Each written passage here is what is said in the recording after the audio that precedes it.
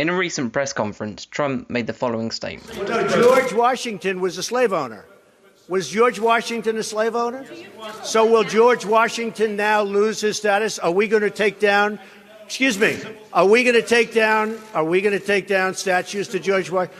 I'll be explaining why exactly this may be the dumbest thing Trump has said all week, and possibly since his inauguration. I'm very highly educated. I know words. I have the best words. No, just all week.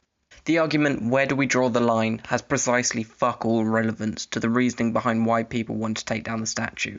And I can't believe I'm having to say this, but here are the main differences between the enemy of the United States of America, General Robert E. Lee, and founding father of the United States of America, George Washington. For those of you eagle-eyed detectives out there, you may have been able to spot the main difference here. George Washington gave birth to the US as we know it, and General E. Lee, well, he was trying to prevent that, and that's quite a big difference. The main point that Trump tries to make in this video is that because Washington owned slaves, that he should be thrown into the same category as General Lee. And this raises a good point. Well, should he? Fuck no! However bad slavery is by today's standards, it was the norm in the 1800s.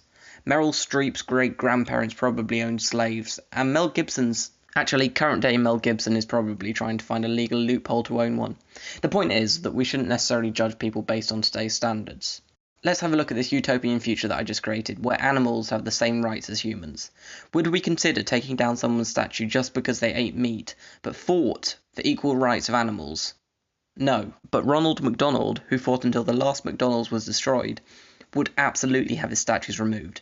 Not because he ate meat, but because he actively fought to keep his meat-eating rights. And this is coming from somebody who would absolutely be on the side of the oppressive meat-eating alliance. It's not a perfect analogy, but it does kind of work.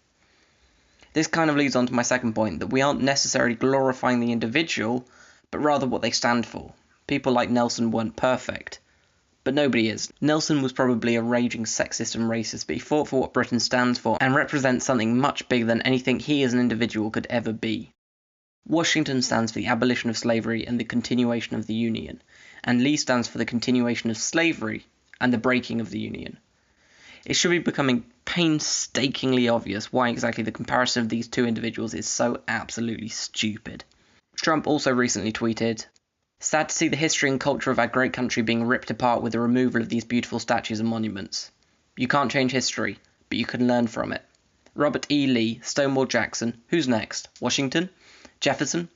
So foolish. Also, the beauty that has been taken from our cities, towns and parks will be greatly missed, and never able to be comparably replaced." What?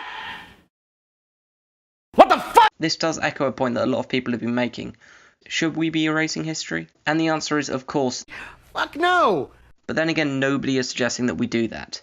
Just that we stop glorifying the darker parts of it. Statues like General Lee's were made to commemorate and glorify him. This statue, commemorating a man who stood against everything America stands for, would be put in a museum, where it belongs. I've also seen people compare this monument to the concentration camps like Auschwitz, saying that there would be a massive outcry if we were to bulldoze the concentration camps. And to that I would say, well, fuck off. I'd like to, but I should probably formulate an actual argument. Something that goes as follows. The concentration camps were kept not to glorify, but to remember a dark part of history. You just can't compare the two. If there were still statues present in Germany, glorifying Hitler, Himmler, Goebbels, or any Nazi, then they should absolutely be removed, as remembering and commemorating are two massively different things. Trump then goes on to repeat the previously analysed argument, which is fake news. He then claims that the statues are things of beauty.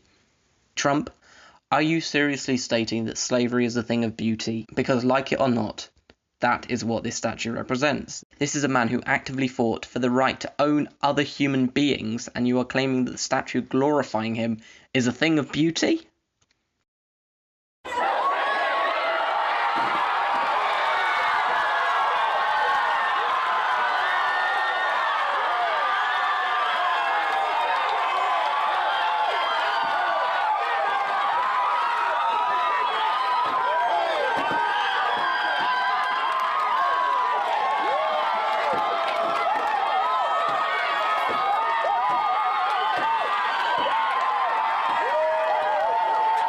To the people taking the law into their own hands, tearing down statues like you're some kind of rebel in 2003, fuck you too. There's a reason why legal systems exist, just fucking respect them. My overall point is, I guess, that Donald Trump... You are fake news.